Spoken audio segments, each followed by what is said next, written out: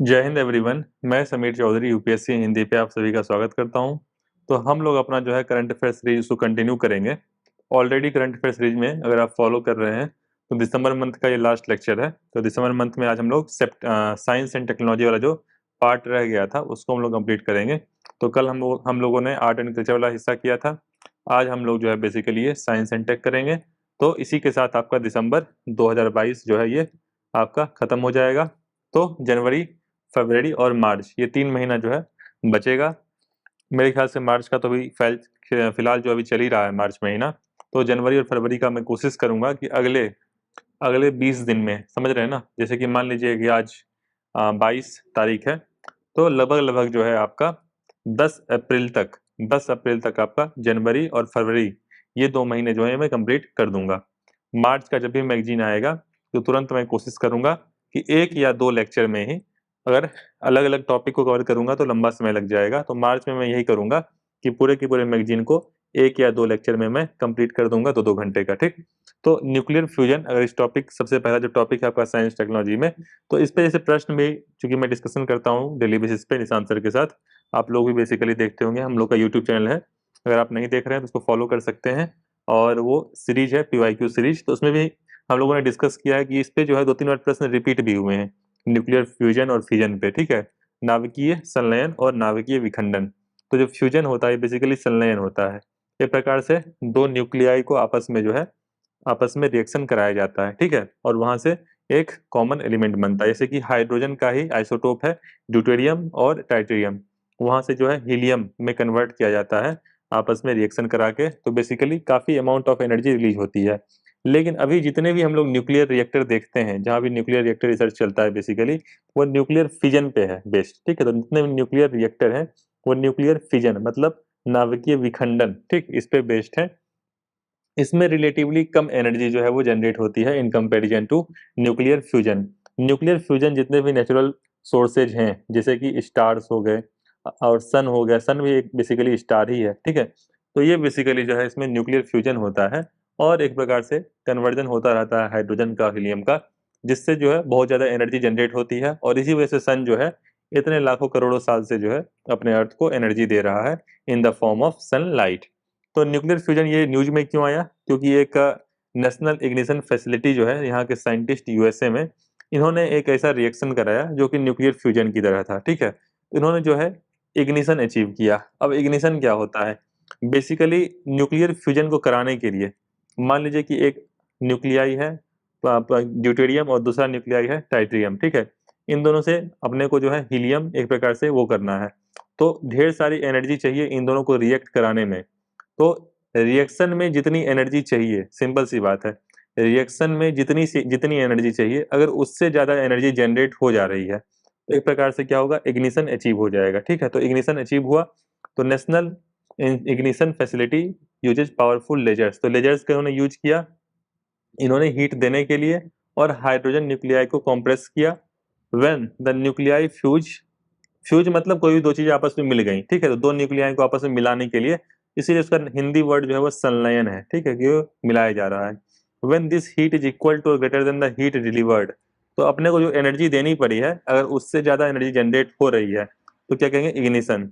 The ratio of output energy to the input delivered to the container is the gain. ठीक, तो nuclear fusion जो है ये process है जहां पे दो एटॉमिक न्यूक्लियाई को एक प्रकार से संलयन मतलब रिएक्ट करा जाता है, ताकि एक कंबाइंड सिंगल हैवियर जैसे एलिमेंट जैसे हीलियम, ठीक है, ये न्यूक्लियाई इसका बन सके, one while releasing massive amount of energy. तो इस प्रोसेस में बहुत ज्यादा एनर्जी, समझ लीजिए मिलियन एंड मिलियन टाइम्स जो भी हम लोग यूज करते हैं थर्मल पावर प्लांट्स हाइड्रो, उसके उससे उसके कंपेरिजन में million million times energy generate होगी।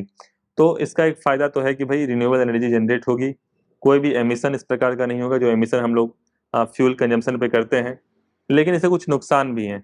इसके नुकसान बेसिकली क्या होते हैं, यहाँ पे थ्रेट्स दिए हुए नहीं है। बेसिकली क्या है, इसके नुकसान आपके हो सकते हैं न्यूक्लियर फिजन की, बहुत ज़्यादा एनर्जी जनरेट होगी। तो बहुत ज़्यादा एनर्जी जनरेट होगी तो एक प्रकार से डिवास्टेशन, उससे खतरा भी हो सकता है दुनिया को, सिंपल सी बात है। मान लीजिए कभी न्यूक्लियर फिजन के बेसिस पे न्यूक्लियर रिएक्टर काम करता है, न्यूक्लियर वेपन्स तैयार किए गए हैं, इससे न्यूक्लियर फ्यूजन से बहुत ज़्यादा एनर्जी जनरेट होगी तो दुनिया को खतरा हो सकता है, बहुत ज़्यादा अमाउंट ऑफ एनर्जी होगा। दूसरी बात टाइम टेकिंग प्रोसेस है, कि फिलहाल अभी जिस स्पीड से रिसर्च चल रहा है इस पे कुछ नहीं तो 2-3 डिकेड मतलब 20-30 साल तो लगेंगे ही, ठीक है, इस रिसर्च को पूरा होने में। अभी जो रिसर्च होता है उसमें कुछ सेकंड के लिए न्यूक्लियर फ्यूजन हो पाता है, ठीक है। तो ये सारे इश्यूज एक हैं। बाकी मैंने आपको बताया कि न्यूक्लियर फिजन और फ्यूजन पे सवाल भी आए हैं, जैसे कि जो 2-3 पॉइंट्स थे उसी के बेसिस पे सवाल बनते हैं कि भाई सन में कौन सा होता है, तो सूर्य में कौन सा क्या कहते हैं प्रोसेस होता है, वहां पे न्यूक्लियर फ्यूजन होता है, ठीक है। न्यूक्लियर फ्यूजन ही होता है, नाभिकीय संलयन ही होता है, और जो भी न्यूक्लियर रिएक्टर होते हैं वहां पे न्यूक्लियर फिजन होता है, नाभिकीय विखंडन। तो ये कॉमन प्रश्न जो है ये बनता है। विखंडन में सिंपल सी बात है कि भाई जो भी एलिमेंट है उसको एक प्रकार से स्प्लिट किया जाएगा, ठीक है, उसमें स्प्लिट किया जाएगा न्यूक्लियस को, splitting of nucleus into smaller particle, तो वहाँ पे स्प्लिट किया जाएगा और यहाँ पे कंबाइन किया जाएगा।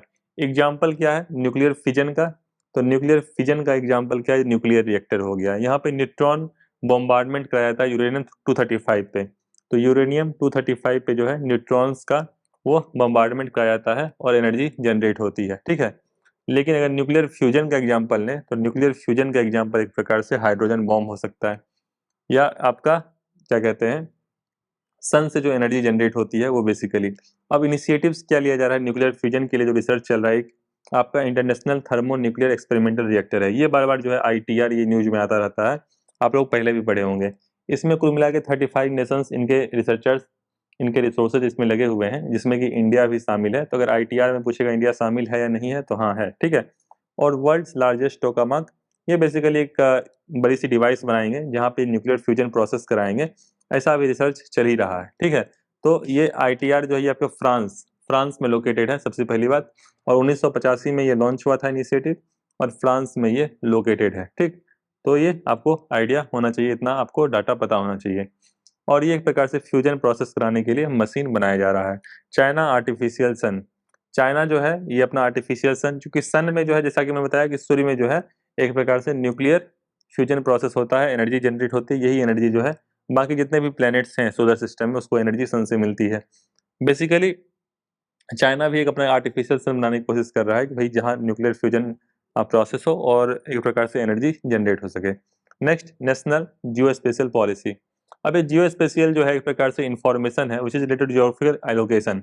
जैसे कि मान लीजिए कि आप कहीं पर हैं, ठीक है, मैं आपसे पूछूं कि आप कहाँ रहते हैं, तो आजकल एक सिस्टम चल गया है कि भाई आप अपने व्हाट्सएप पे या टेलीग्राम पे अपना लोकेशन भेज दीजिए, ठीक है। अपना लोकेशन जो है बेसिकली आप भेज दीजिए, तो कोई भी आपको ढूंढते ढूंढते वहां पहुंच जाता है।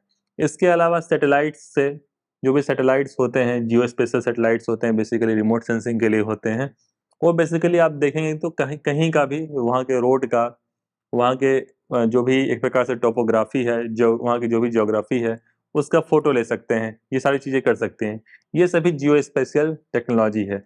और ये जिस सिस्टम का यूज करते हैं वो होता है GIS, जियोग्राफिकल आइडेंटिफिकेशन सिस्टम, ठीक है, geographical identification system to study ground information, मतलब जो भी ग्राउंड बेस्ड इंफॉर्मेशन है, एग्रीकल्चर हो सकता है, इंडस्ट्री हो सकता है, अर्बन और रूरल डेवलपमेंट इंफ्रास्ट्रक्चर डेवलपमेंट में काम हो सकता है, माइनिंग के लिए ये काम हो सकता है, ठीक है, माइनिंग के लिए।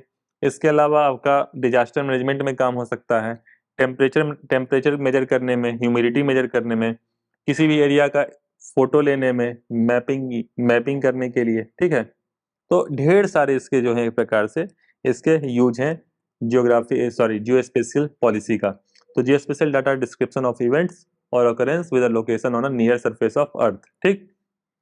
This location can be static relating to earthquake, vegetation और a person walking on the road. तो एक प्रकार से मल्टी पर्पज इसका जो है यूज होने वाला है, इसके वो होने वाले हैं। तो geo spatial data promotion development committee, तो गवर्नमेंट भी जो है बेसिकली ये मिनिस्ट्री ऑफ साइंस टेक्नोलॉजी के अंतर्गत जो है इनिशिएटिव्स ली हैं कि भविष्य में जो है इसका किस प्रकार से जो है ब्रॉड लेवल पे यूज किया जा सके जियो स्पेशियल टेक्नोलॉजी का, ठीक है। तो इसमें जो है department of science technology, ministry of science technology, इसका योगदान रहने वाला है, ठीक। अब आइए नेक्स्ट टॉपिक पे, स्पेस सस्टेनेबिलिटी। अब जैसे कि हम लोग का कोई भी टेक्नोलॉजी चूंकि बहुत ब्रॉडर पर्सपेक्टिव पे जा रहा है, ये अर्थ है तो अर्थ से मान लीजिए कि 400 किलोमीटर ऊपर से जो है बेसिकली स्पेस शुरू हो गया। तो यहाँ पे जो है सेटेलाइट्स, अर्थ के जो नेचुरल सेटेलाइट है वो तो मून है ही, जैसे कि मार्स के फोबोज डिमोज है, ठीक है। सिमिलरली बहुत ही ज्यादा संख्या में सैटर्न के और जुपिटर के हैं, 70-80 हैं, ठीक है। तो ऐसे सबके अपने अपने जो है क्या कहते हैं सेटेलाइट्स हैं। मरकरी की सेटेलाइट नहीं है, ठीक है। और शायद वीनस की भी सैटेलाइट नहीं है। तो अर्थ की एक सैटेलाइट है, मार्स की 2 है, और आगे बढ़ेगा जुपिटर, सैटर्न की ढेर सारी सैटेलाइट्स हैं। तो ये सभी नेचुरल सैटेलाइट्स हैं, लेकिन हम लोग आर्टिफिशियल सैटेलाइट भी लॉन्च करते हैं, जो कि मान लीजिए ये सैटेलाइट है, ये सैटेलाइट यहाँ पे चक्कर लगा रहा है, ठीक, चक्कर लगा रहा है, अपना जो भी काम है ये अपना काम कर रहा है, चाहे कैमरा से इमेज लेने का हो, चाहे वेदर मॉनिटरिंग हो, चाहे ब्रॉडकास्टिंग हो, तो ढेर सारे काम जो है सैटेलाइट्स करता रहता है। तो एक समय अब बेसिकली ये आ गया है कि सभी कंट्री ने अर्थ के चारों ओर इतने ज़्यादा सैटेलाइट्स लॉन्च कर रखे हैं, इतने ज़्यादा सैटेलाइट्स लॉन्च कर रखे हैं, बेसिकली जो है अगर एक सैटेलाइट दूसरे सैटेलाइट से टकराती है और फिर उसमें डेब्रिस मतलब जो भी कचरा क्रिएट होता है, मान लीजिए कोई भी आपकी बाइक है, बाइक एक्सीडेंट होता है, उस पर कचरा क्रिएट होगा। सिमिलरली अगर ये आपस में टकराती है तो कोलिजन होगा, तो क्या होगा, कचरा क्रिएट होगा, फिर वो डेब्रिस जो है आपस में फिर टकराएगी, फर्दर वो होगा। तो एक तो ये नुकसान है ही, एक तो ये नुकसान है ही कि भाई सभी का सैटेलाइट सिस्टम इससे नुकसान हो सकता है भविष्य में, ठीक, मतलब एक प्रकार से पैसे की बर्बादी, टेक्नोलॉजी की बर्बादी। दूसरी बात ये है कि भाई अर्थ का चारों तरफ का सिस्टम जो है एक प्रकार से जो है, आप अर्थ को चारों तरफ से सैटेलाइट से घेर देंगे, समझ रहे हैं ना, तो आप स्पेस डेब्रिस बढ़ा रहे हैं। और इसके अलावा एक जो कॉमन है कि स्पेस वॉर, अब चीजें जो है स्पेस वॉर की तरफ जा रही हैं। मान लीजिए कि दो देशों में लड़ाई होती है, इंडिया और चाइना में लड़ाई होती है, तो आजकल जितनी भी सिक्योरिटी होती है, सुरक्षा, वो सभी चीजें सैटेलाइट से, रडार, सब कुछ सैटेलाइट से जुड़ा हुआ है। हम लोग किसी देश का बाहर से, मान लीजिए पाकिस्तान अपना फाइटर जेट भेज रहा है, तो हम लोग रडार से मॉनिटर करते हैं। अगर पाकिस्तान इंडिया के सैटेलाइट सिस्टम को ही एक प्रकार से मतलब ध्वस्त कर दे, ठीक, तो क्या होगा, इंडिया ट्रैक नहीं कर पाएगा और वॉर में जो है इंडिया नुकसान हो जाएगा। तो इसी प्रकार से जो है आजकल एंटी सैटेलाइट टेस्ट हो रहा है, या स्पेस में किस प्रकार से जो है, स्पेस में एक प्रकार से अपने डिफेंस एजेंसी सभी, जैसे यूएस ने अपने स्पेस के लिए अलग एजेंसी बना रखी है, इंडिया भी प्रयास कर रहा है कि भाई अपने स्पेस में जो भी स्पेस में एसेट्स है ना, करोड़ों हजारों करोड़ के एसेट्स हैं इंडिया के, तो कैसे प्रोटेक्ट किया जाए, और सिक्योरिटी वाला पॉइंट तो है ही। तो इस प्रकार से जो है स्पेस एक प्रकार से डिबेट का इशू रह गया है, और आज से नहीं रह गया, बहुत पुराना इशू है, ठीक है, कि स्पेस वॉरफेयर को किस प्रकार से रोका जाए। और एक एंटी सैटेलाइट टेस्ट होगा, आपको याद होगा कि 2019 में इंडिया ने मिशन शक्ति में, 2019 में इंडिया ने मिशन शक्ति के तहत जो है अपना एक टेस्ट किया था, अपने ही एक सैटेलाइट को जो है मार के दिखाया था कि भाई अगर हम चाहें तो भविष्य में किसी दुश्मन का भी जो है सैटेलाइट हम तोड़ सकते हैं, उसका सिस्टम हम तोड़फोड़ कर सकते हैं। तो ऐसा कुछ ही देश के पास है, जैसे कुछ गिने चुने देश, इंडिया हो गया, रसिया हो गया, चाइना हो गया। तो इंडिया मेरे ख्याल से चौथी कंट्री थी, इससे पहले India, China, sorry US, China और रसिया, सिर्फ 3 कंट्री ने जो है एंटी सैटेलाइट टेस्ट परफॉर्म किया था। और केसलर सिंड्रोम के बारे में मैंने आपको बता ही दिया। केसलर सिंड्रोम होता क्या है, केसलर सिंड्रोम जो है बेसिकली जो आपस में टकराने की वजह से डेब्रिस बढ़ता है, वो बढ़ सकता है भविष्य में, उसको लेके है। इसके अलावा और क्या थ्रेट्स हो सकते हैं, ऑर्बिटल क्राउडिंग एंड स्पेस, ये तो हो ही गया। Conflict and tension in space, तो मैंने बताया कि सबके सबके सबके इंटरेस्ट हैं स्पेस को लेके, सबके अपने एसेट्स हैं, उसको लेके झगड़ा आपस में हो सकता है। With more nation integrating space into security measures, interference with satellite could spark escalate tension, ये वही पॉइंट हो गया। एंटी सैटेलाइट टेस्ट के बारे में मैंने आपको बता ही दिया। Space weather can impact satellite by damaging, तो स्पेस वेदर जो है उसकी वजह से जो है नुकसान हो सकता है सैटेलाइट्स को। इसके अलावा जैसे कुछ एक प्रकार से कन्वेंशंस हो रखे हैं, जिस जो कि United nation committee on peaceful use of outer space, ठीक है, तो यूनाइटेड नेशन कमिटी जो है peaceful use of outer space, उसमें कई कन्वेंशन, मून एग्रीमेंट हुआ है। तो आपसे पूछ दिया जाए मून एग्रीमेंट किस लिए है, तो मून एग्रीमेंट इसीलिए है जिससे मून हुआ, एक सेलेस्टियल बॉडी हुआ, स्पेस हुआ, यहाँ किसी प्रकार के वेपनाइजेशन से, न्यूक्लियर वेपन से इससे रोकना है। इसके अलावा आउटर स्पेस ट्रीटी, तो आउटर स्पेस ट्रीटी भी जो है वो इसी को लेके है कि स्पेस की सस्टेनेबिलिटी को भाई बना के रखना है। इसके अलावा लाइबिलिटी कन्वेंशन है, लाइबिलिटी कन्वेंशन, कि भाई कोई भी देश, मान लीजिए कोई भी देश अपना सैटेलाइट लॉन्च करता है या कोई भी अपना रॉकेट लॉन्च करता है, अगर किसी देश, दूसरे देश का नुकसान हुआ, स्पेस में किसी चीज़ का नुकसान हुआ, तो उसकी भरपाई करनी पड़ेगी, लाइबिलिटी कन्वेंशन। इसके अलावा रेस्क्यू एग्रीमेंट, ठीक है, तो ये सारे कई एग्रीमेंट जो हैं ये स्पेस को लेके किए गए हैं। अब आइए नेक्स्ट टॉपिक पे। तो इंडिया का जो इनिशिएटिव है प्रोजेक्ट नेत्रा, प्रोजेक्ट नेत्रा से पूछ दिया जाए एक लाइन में क्या होता है, तो इसरो ने जो है प्रोजेक्ट नेत्रा लॉन्च किया है मॉनिटर करने के लिए स्पेस डेब्रिस। तो अपने स्पेस डेब्रिस को मॉनिटर करने के लिए प्रोजेक्ट नेत्रा है। इसके अलावा SPADEX to provide orbit servicing, ISRO is developing a space docking experiment call SPADEX. तो आपसे बस मैचिंग में पूछ सकता है भाई स्पेडेक्स जो है इसको मैच करिए नासा से, इसरो से, तो आप इसरो से मैच करिएगा, ठीक है। तो ये मैचिंग वाले सवाल जो है जो भी पीसीएस में मैंने देखा है खासकर बहुत ज़्यादा पूछे जाते हैं। नेक्स्ट, स्पेस सिचुएशनल अवेयरनेस, ये comprehensive knowledge and understanding of space tested environment. तो प्रोजेक्ट नेत्रा, स्पेडेक्स, ये दोनों ध्यान रखिएगा, इसरो से संबंधित है। नेक्स्ट आपका आचार्य जगदीश चंद्र बोस, तो जगदीश चंद्र बोस का तो हम लोग बचपन से पढ़ते हैं। इंडिया में बहुत ही आप काउंट कर सकते हैं साइंटिस्ट की संख्या, जो बहुत महान साइंटिस्ट हुए हैं, उनका योगदान रहा है, ठीक है। और शुरुआती लेवल पे बेसिकली जो है साइंस के क्षेत्र में, रिसर्च क्षेत्र में इंडिया पीछे इसलिए रह गया क्योंकि साइंस के क्षेत्र में रिसर्च ऐसे ही नहीं होता है। इसमें बेसिकली काफ़ी ज़्यादा फंडिंग की आवश्यकता होती है, रिसर्च फैसिलिटी की आवश्यकता होती है, लैब्स की आवश्यकता होती है, टेक्नोलॉजी की आवश्यकता होती है। तो इंडिया एक प्रकार से डेवलपिंग कंट्री था, इसके बावजूद इसरो जैसी एजेंसियाँ, ठीक है, टाटा का अपना रिसर्च एजेंसी है, इसके अलावा IISc है, ठीक है, इसके अलावा भाभा जो रिसर्च सेंटर है, ठीक है, BRC, Bhabha atomic research centre, तो ढेर सारे ऐसे रिसर्च सेंटर, DRDO, ठीक, तो जिन्होंने बेसिकली कमेंडेबल जॉब किया अपने लेवल पे। DRDO के अलावा आपका हॉल हो गया, तो कई ऐसी एजेंसी हैं जिनका आप योगदान मान सकते हैं बहुत ज़्यादा, ठीक।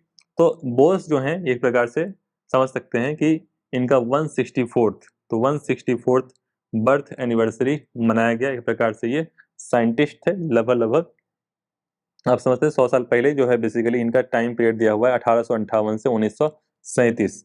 तो एक जो सबसे फेमस इनका रिसर्च है वो प्लांट लाइफ को लेके है, ठीक है, कि भाई प्लांट में लाइफ होती है कि नहीं होती है। तो इन्होंने एक्सपेरिमेंट किया, प्लांट को जो है ब्रोमाइड, अब ब्रोमाइड प्रकार से पॉइजन है, जहर है, तो प्लांट में अगर लाइफ होगी, अगर जीवन होगा, तो जहर में डुबाने पे जो है बेसिकली उसकी लाइफ चली जाएगी। तो इसमें देखा गया कि pulse beat of plant measured by crescograph, तो इन्होंने एक इंस्ट्रूमेंट बनाया।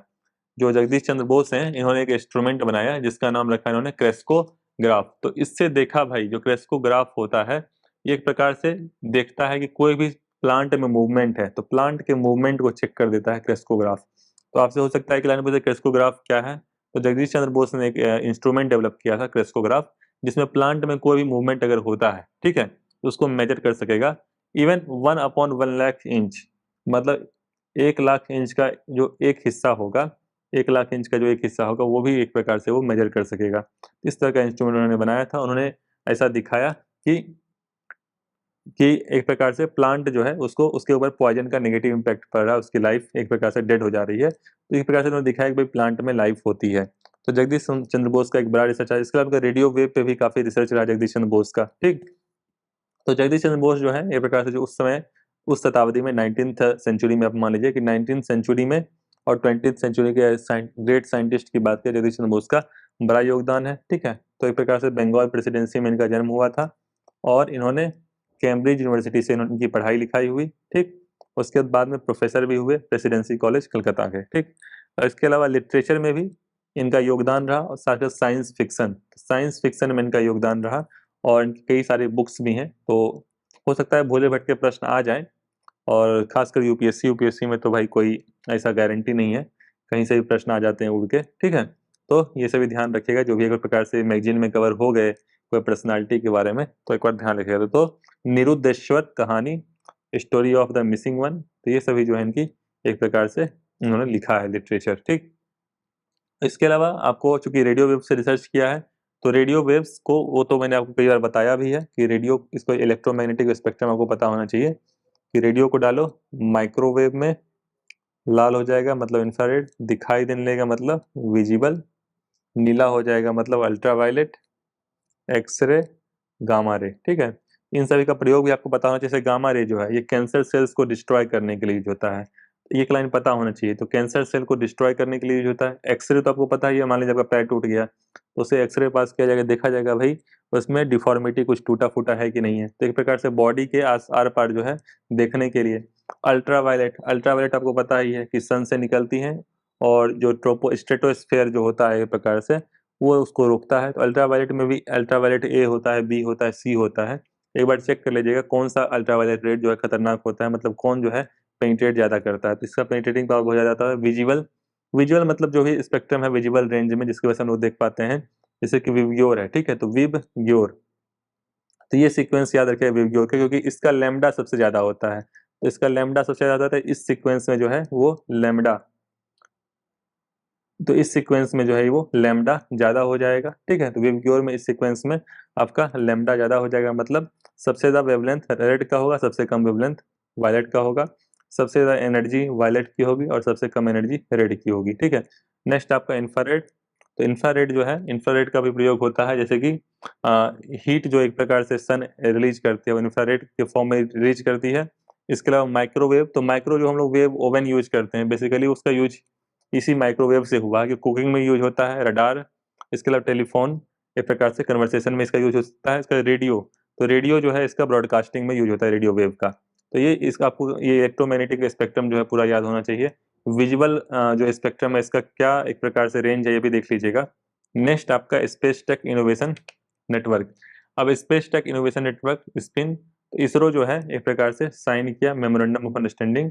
तो इसमें क्या है, dedicated platform innovation curation venture development space. तो स्पेस एंटरप्रेन्योरशिप के लिए एक प्रकार से, क्योंकि स्पेस जो है इसमें ढेर सारे एजेंसी जैसे कि NSIL, ठीक है, इन स्पेस, ये सारे एजेंसी प्राइवेट सेक्टर को भी इन्वॉल्व किया जा रहा है। तो इसमें किस प्रकार से एंटरप्रेन्योरशिप जो भी अपना इनोवेशन है जाके जुड़िए, ठीक है, उसके लिए इसरो ने ये मेमोरेंडम ऑफ अंडरस्टैंडिंग साइन किया है, ठीक है। तो इसमें इनोवेशन दिया गया कि भाई जियो स्पेशनल टेक्नोलॉजी में किस प्रकार से इनोवेशन करना है, ठीक है।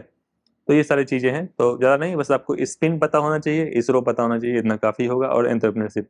इसको आप नोट्स बनाते हैं, एक लाइन में लिखिए, स्पिन, इसरो, जैसे प्रीलिम्स के लिए मैं बता रहा हूँ, और एंटरप्रेन्योरशिप, बस इतना आपको ध्यान रहेगा तो आपका क्वेश्चन निकल जाएगा। नेक्स्ट आपका सरफेस वाटर ओशियन टोपोग्राफी, स्वॉट मिशन। तो स्वॉट मिशन जो है ये एक प्रकार से मिशन है between NASA and French space agency.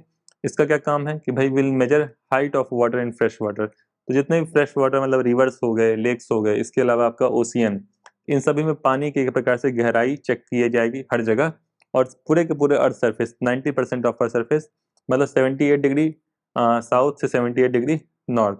तो मान लीजिए ये आपका अर्थ है, ये इक्वेटर है, तो 78 डिग्री नॉर्थ और 78 डिग्री साउथ पूरा का जो है एक प्रकार से ये कवर किया जाएगा, जितने भी वाटर बॉडी हैं, चाहे फ्रेश वाटर बॉडी हो चाहे ओशियन हो, और हाइट मेजर किया जाएगा। तो जिसे इसका नोट्स मुझे बनाना होगा तो मैं कैसे बनाऊंगा, मैं सिंपल लिखूंगा स्वॉट मिशन, ठीक। चाहे तो आप इसका फुल फॉर्म ब्रैकेट में लिख सकते हैं, इसके आगे लिखूंगा नासा, ठीक, NASA plus FSA French space agency, और आगे लिखूंगा major height of water bracket में ओशियन और रिवर। बस एक लाइन में मैं नोट्स बनाऊंगा, आगे कुछ नहीं लिखूंगा। Next perseverance mission.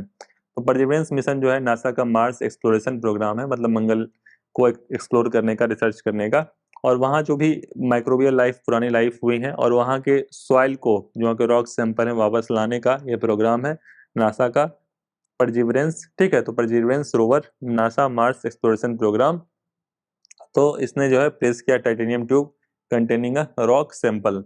तो ये जितने भी रिसर्च प्रोग्राम होते हैं नासा के, दो दो एजेंसी का हमेशा ध्यान रखिएगा, एक नासा जो कि बहुत फेमस है, इसके अलावा इसरो क्योंकि ये इंडिया का है। तो कोई भी इस प्रकार से अगर प्रोग्राम करती है तो आपको पता होना चाहिए। मार्स प्रोग्राम अलग अलग कंट्री के हैं, जैसे कि मैचिंग वाला पूछा जा सकता है या पूछा गया भी है काफी बार। तो चाइना का त्यान वेन है, ठीक है, ये नाम आपको ध्यान रखना है। UAE, यूनाइटेड अरब एमिरेट्स का होप है, ठीक। इसके अलावा USA का तो खैर कई हैं, एक तो आपका परसिवरेंस मिशन हो ही गया, इसके अलावा एक क्यूरियोसिटी रोवर है, क्यूरियोसिटी रोवर, एक तो ये है ही। इसके अलावा MRO मार्स रिकॉनियंस और वाइटर, ठीक है, MRO तो है ही। चाइना का तियानवेन हो गया, UAE का होप हो गया, ये आपको कम से कम आइडिया होना चाहिए। इंडिया का तो मंगलयान खैर था ही, ठीक। नेक्स्ट आपका सिग्निफिकेंस। तो इसका सिग्निफिकेंस यही होगा कि भाई लाइफ का चेक किया जाएगा, इससे अपना अर्थ के भी, अर्थ पे कैसे लाइफ डेवलप आई, सोलर सिस्टम कैसे आया, प्लैनेट्स कैसे आए, यही सारी चीजें चेक कर सकते हैं। और क्या कर सकते हैं, आपका आर्टेमिस 1 लूनर मिशन। अब आर्टेमिस प्रोग्राम ये नासा का है, और नासा का आर्टेमिस में जो है आर्टेमिस 1 भी है, 2 भी है और 3 भी है, ठीक है। तो 1 जो है एक प्रकार से ये अनक्रूड है, मतलब इसमें कोई भी व्यक्ति नहीं रहेगा इस प्रोग्राम में। तो इसमें ओरियन कैप्सूल, ठीक है, तो एक प्रकार से ओरियन जो एक स्पेसक्राफ्ट है, और ओरियन स्पेसक्राफ्ट और स्पेस लॉन्च सिस्टम रॉकेट, मतलब ये प्रयोग होगा। और आर्टेमिस 2 और 3 जो है इसमें क्रूड होगा, मतलब इसमें कोई ना कोई व्यक्ति होगा, महिला पुरुष, और अल्टीमेटली मेरे ख्याल से ये महिला प्रोग्राम है महिलाओं के लिए, कि महिलाएं अंतरिक्ष यात्री जिसमें अकेली जाएंगी, तो वुमेन को भी लास्ट में भेजा जाएगा। तो crewed spacecraft on southern pole of moon. तो मून के जो है साउथ पोल, क्योंकि वो बहुत ज़्यादा एक्सप्लोर नहीं है, क्योंकि मून का एक ही फेस जो है अर्थ की ओर हमेशा घूमता रहता है, दूसरा फेस हम लोग नहीं देखते हैं, वो एक प्रकार से उस पे उसके रिसर्च के लिए है। तो नॉट लैंड ऑन सरफेस, तो दूसरा वाला सरफेस पे लैंड नहीं करेगा, और मेरे ख्याल से तीसरा वाला जो है ये लैंड करेगा, ठीक है। तो दूसरा वाला लैंड नहीं करेगा, क्रूड होगा, लैंड नहीं करेगा। तीसरा वाला क्रूड मतलब यहाँ पे इसमें अंतरिक्ष यात्री भी होंगे और लैंड भी करेगा, ठीक है। ये थोड़ा सा डिफरेंस है आर्टेमिस 1, 2, 3 में। ओरियन स्पेसक्राफ्ट का प्रयोग होगा। इसके अलावा जो आपको पता होना चाहिए कि इंडिया का 2 मिशन खैर है ही, आर्टेमिस 1, 2, 3 तो आप जानते ही हैं, इसके अलावा इंडिया का जो 2 मिशन है, जिसके बारे में भी आपको पता होना चाहिए, पता होगा भी। चंद्रयान 1 तो आपको बस इतना बता कब लॉन्च हुआ, 2008 में लॉन्च हुआ था। इसके अलावा कौन सा रॉकेट यूज हुआ, तो PSLV XL-C11, ठीक है। और चंद्रयान 2 जो है ये आपका 2019 में हुआ था, आपको याद भी होगा, हाल में ही चूंकि हुआ है। और GSLV, ठीक है, तो GSLV जियो सिंक्रोनस लॉन्च व्हीकल MK3, ठीक है। तो ये आपको जो है पता होना चाहिए। नेक्स्ट आपका गामा रे बर्स्ट। तो एक प्रकार से it is a first kind of detection astronomers recorded. तो merger emitting long GRB twinned with kilonova emissions. तो GRB क्या होता है कि एक प्रकार से GRB जो है हाई एनर्जी रेडिएशन, ठीक है। तो कुछ एक प्रकार से पूरा स्पेस है, उसमें कुछ कॉस्मिक एक्सप्लोजन, स्टार्स एक्सप्लोज होते रहते हैं, स्टार्स की डेथ होती रहती है, कुछ कोलिजन हो सकता, मतलब होता रहता है बेसिकली। और इस प्रकार से होता रहता है जैसे कि ब्लैक होल्स फॉर्म होते रहते हैं, न्यूट्रॉन स्टार्स, ये सारी चीजें होती है। तो गामा रे बर्स्ट क्या है कि बहुत ज्यादा एनर्जी रिलीज हो रही है, एक प्रकार से कॉस्मिक एक्सप्लोजन कहीं एक प्रकार से स्टार्स में या गैलेक्सीज में या आपका स्पेस में। तो इसमें गामा रे बर्स्ट जो है दो तरह के होते हैं, गामा रे बर्स्ट 1 और गामा रे बर्स्ट 2। मतलब एक प्रकार से long gamma ray, long GRB, long gamma ray burst होता है, और एक होता है आपका शॉर्ट गामा रे बर्स्ट। तो लॉन्ग वाले में क्या होता है कि 2 सेकेंड से ज्यादा के लिए होता है, मोर देन 2 सेकेंड, ठीक है, मोर देन 2 सेकेंड, इसलिए इसको लॉन्ग कहते हैं, थोड़ी देर ज्यादा के लिए होता है। और ये आपका लेस देन 2 सेकेंड, तो ये 2 सेकेंड से कम के लिए होता है, इसलिए आपको शॉर्ट GRB कहते हैं। और ये जो है एक प्रकार से जो लॉन्ग GRB होता है ये ब्लैक होल से जनरेट होता है। ब्लैक होल क्या होता है कि बहुत ज्यादा इनफाइनाइट मास और बहुत टीनी स्पेस, मतलब बहुत छोटे स्पेस में है, जिसका ग्रेविटेशनल फील्ड इतना था कि भाई लाइट भी उसमें जाए तो लाइट एमिट नहीं हो सकती है, ग्रेविटेशनल अट्रैक्शन इतना होता है। तो उसको कहते हैं एक प्रकार से लॉन्ग GRB, मतलब ब्लैक होल कहते हैं, ठीक है। और ब्लैक होल जनरली स्टार्स जो है उनकी डेथ हो जाती है, मतलब सबकी लाइफ है ना, हमारी आपकी, सभी एनिमल्स की, पेड़ पौधों की, अर्थ की भी लाइफ है, सन की भी लाइफ है, ठीक है। तो सबकी अपनी लाइफ है, एक ना एक समय पे सभी नष्ट होंगे।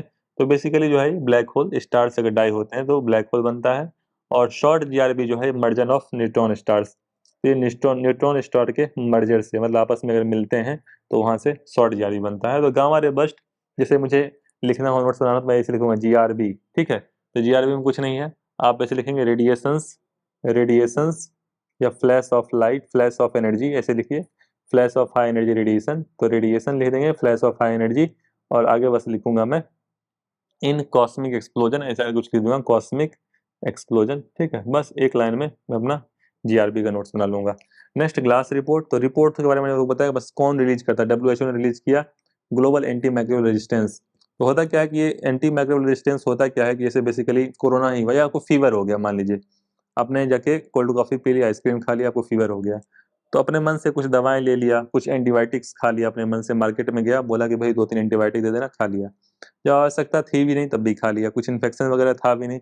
जनरली एंटीबायोटिक्स का प्रयोग कहाँ होता है, जैसे कि कुछ ब्लड में इन्फेक्शन हो, यूरिनरी ट्रैक्ट, मतलब जो भी आपका यूरिनरी ट्रैक्ट होता है, बेसिकली पेशाब के जो रास्ते होते हैं उसमें कुछ इन्फेक्शन होते हैं, या गैस्ट्रो इंटेस्टाइन, मतलब कुछ आंत में इन्फेक्शन होता है। इसके अलावा आपका जेनिटल इन्फेक्शन, मतलब जो अभी प्राइवेट पार्ट्स जो होते हैं ह्यूमन बॉडी के, उसमें कुछ ऐसा इन्फेक्शन होता है, तो उसके लिए प्रयोग होता है एंटीबायोटिक्स।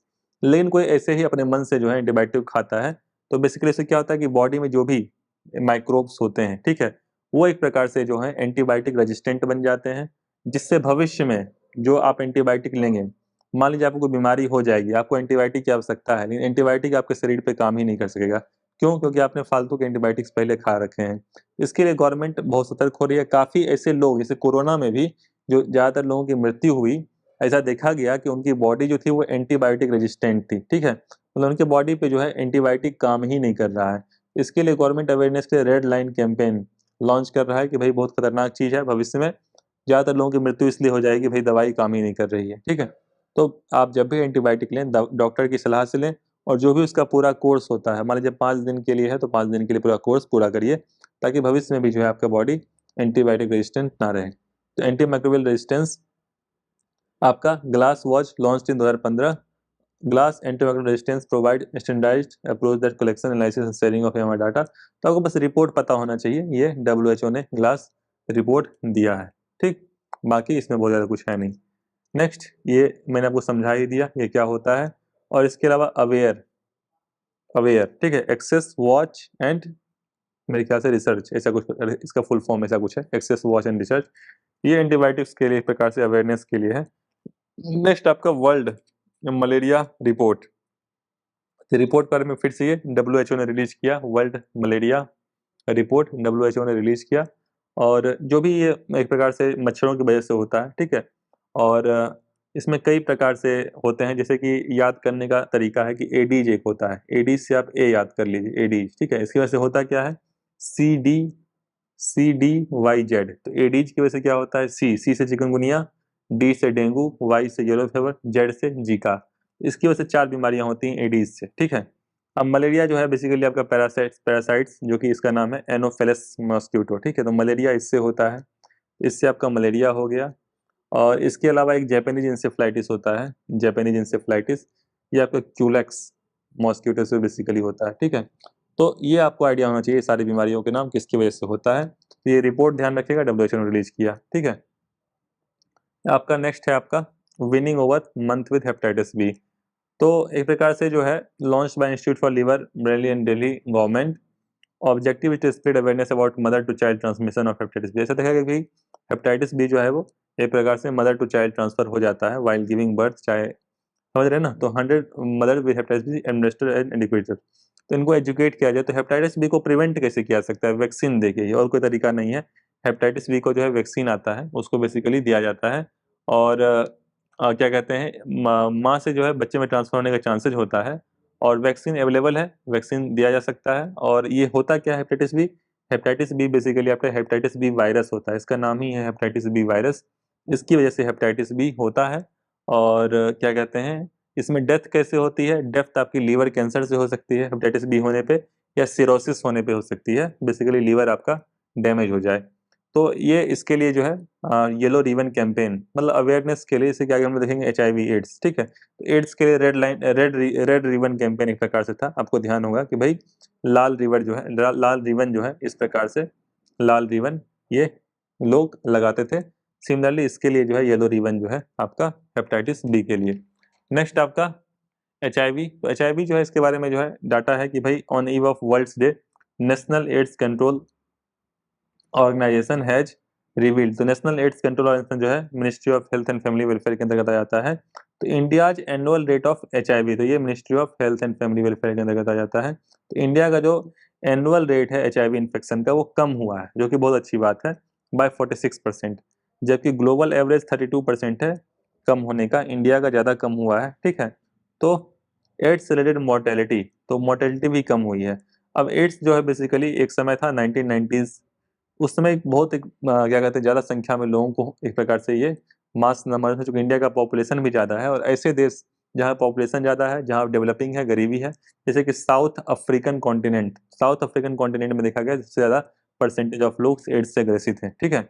तो ये एड्स का इशू था। तो एड्स जो है एक वायरस का नाम है, ठीक है। एड्स बेसिकली एक वायरस का नाम है, जिसकी वजह से जो है एक प्रकार से इम्यूनिटी इम्यूनिटी जो है उसके ऊपर इफेक्ट होती है। इम्यूनिटी क्या होता है बेसिकली, सॉरी, एड्स, HIV एक वायरस का नाम है, ठीक है। HIV वायरस का नाम है, जिसकी वजह से जो है आपका एड्स होता है। HIV एक वायरस का नाम, इसकी वजह से एड्स होता है।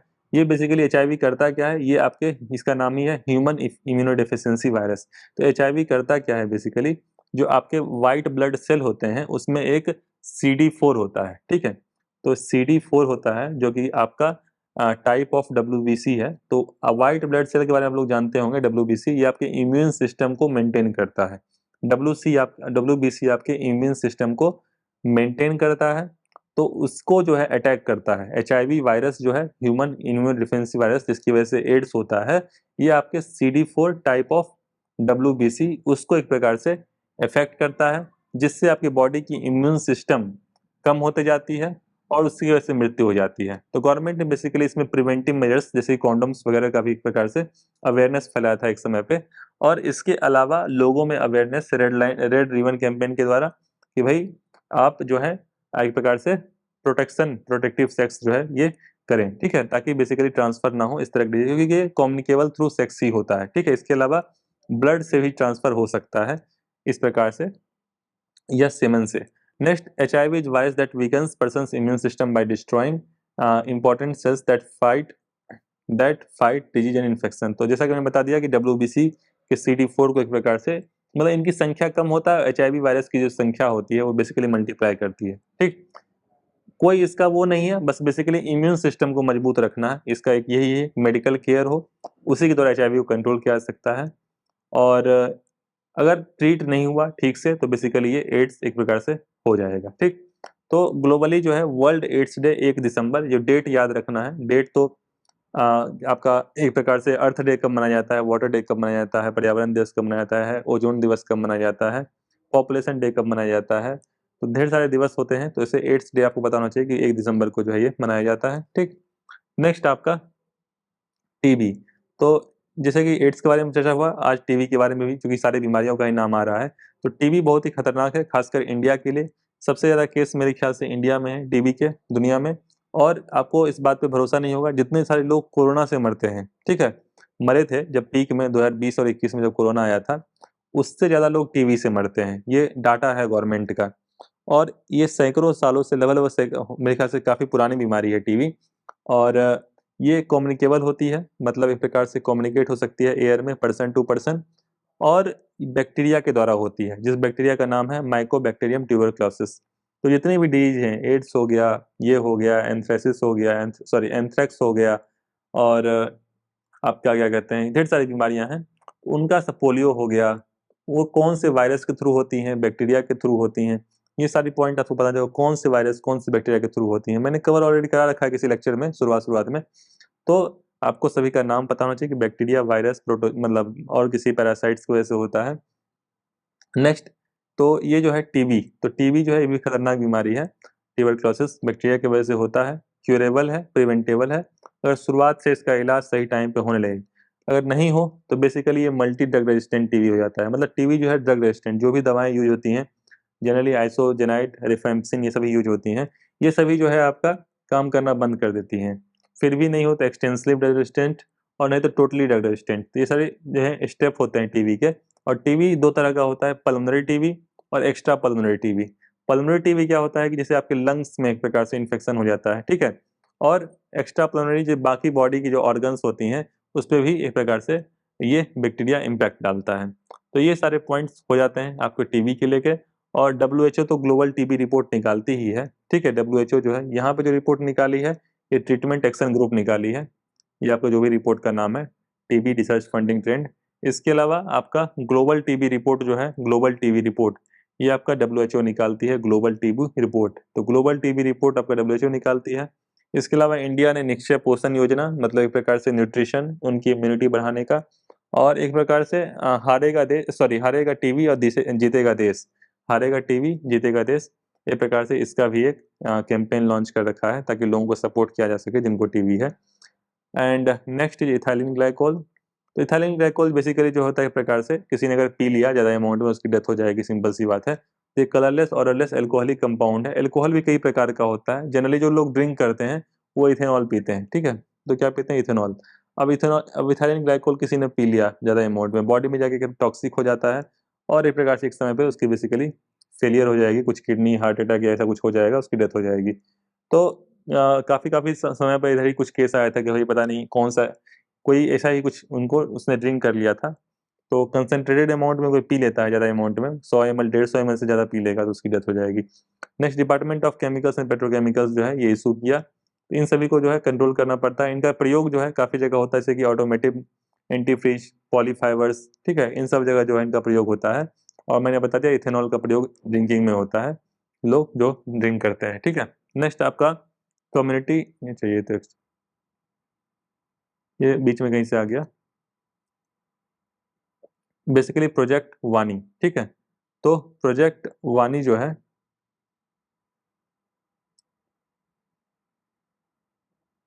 प्रोजेक्ट वानी जो है ये आपका IISc, Indian institute of science, और इसने, इसका इनिशिएटिव है इंडियन इंस्टीट्यूट ऑफ साइंस का।